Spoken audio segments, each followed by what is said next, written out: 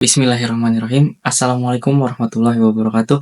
Halo introvert, di video kali ini gue pengen nyambung dari video yang sebelumnya. Gue pengen nge-highlight tentang kehidupan dari si Ada Lovelace atau yang jadi cikal bakal dari pemrograman saat ini. Gue mulai dari kisah hidupnya. Ini cerita singkat banget aja ya. Gue singkat durasinya nggak terlalu lama. Jadi si Ada Lovelace ini lahir 1815 tahun 1818. Jadi si Ada ini lahir tahun 1815 di Inggris dari paduan orang tua yang cukup unik teman-teman. Bapaknya itu penyair yang sangat terkenal di masa itu, ibunya seorang yang sangat logis gitu. Nah, dari hubungan bapak ibu ini juga dia nggak pengen anaknya tuh terlalu puitis gitu, nggak terlalu pengen anaknya jadi seorang yang mungkin lebay ya, atau terlalu penyair lah kayak bapaknya. Nah, makanya si Eda ini didorong sama ibunya untuk lebih ke analitis, belajar-belajar hal yang logis gitu. Nah, tapi permasalahannya adalah wanita di zaman itu mengembangkan pola pikir yang logis itu menjadi sesuatu yang tabu gitu. Entah mungkin di zaman waktu itu masih beranggapan wanita itu nurut ya, atau emang belajar matematis itu merupakan sesuatu yang mungkin nggak populer. Jadinya perpaduan dari bapaknya seorang penyair dan ibunya yang logis ini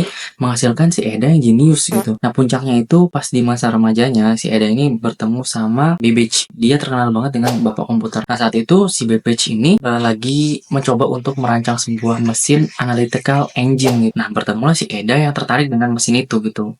Lalu mereka bekerja sama. Mesin yang lagi dikerjain sama Charles Babbage sama Eda ini, dia tuh membuat mesin analytical gitu. Jadi mungkin ini bakal jadi cikal bakal komputer saat ini gitu. Bukan cuman paham soal cara kerja si mesin ini, tapi si Eda malah melampaui gitu. Punya ide-ide yang lebih brilian.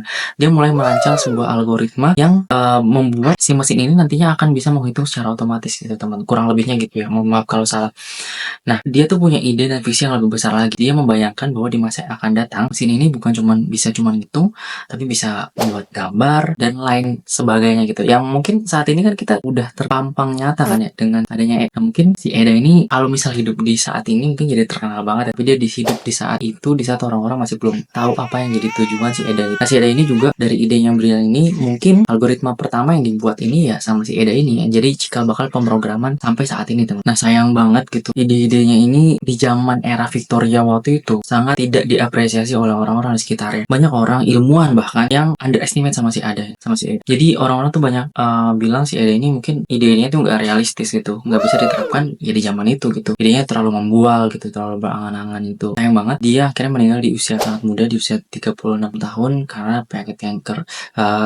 Sayang banget si Eda itu akhirnya meninggal di usia 36 tahun. Si Eda ini di kalangan para teknologi ya, gadget savvy atau para IT itu sebagai orang yang menjadi pencetus cikal bakal dari pemrograman. Makanya sekarang itu ada hari dimana namanya Ada Lovelace Day. Ada Lovelace Day ini dirayakan setiap minggu kedua di bulan Oktober gitu. Ada yang tanggal 8, ada yang tanggal 13 gitu, di thread berbagai macam gitu. Mungkin nanti disesuaikan dengan minggu kedua di bulan Oktobernya itu. Nah, jadi apa yang mau gue sampaikan di sini adalah mungkin ide-ide kita itu gak bisa diterima di saat sekarang gitu, tapi mungkin bisa dirasakan manfaatnya di masa yang akan datang. Terlebih lagi, mungkin gue sebagai orang yang awam, gue nggak terlalu tahu gitu cerita tentang si Eda, tapi ternyata ada orang yang seinspiratif ini gitu. Bahkan mungkin ini bisa disejajarkan atau mungkin lebih mirip ceritanya sama ibu kita Kartini ya, yang mana waktu itu pendidikan di Indonesia kan sangat-sangat maskulin banget kan, sangat-sangat hanya untuk cowok lah gitu. Kartini ini kan mendobrak ya. Mungkin Eda ini mungkin 11-12 lah kayak gitu idenya ya, dimana ide itu banyak ditentang yang mungkin sangat tidak apresiasi pada saat itu, tapi sangat bermanfaat di masa yang sekarang. Nah, mungkin gue pengen bilang buat teman-teman yang punya ide visioner, jangan menyerah, terus tulis idenya, terus wujudkan sampai orang-orang yang menghardik, sampai orang-orang yang tidak percaya dengan ide teman-teman itu terbungkam ya, terdiam dengan ide yang bisa diwujudkan dan bermanfaat. Nah, mungkin cerita di sini bisa menginspirasi teman-teman, bisa memotivasi teman-teman.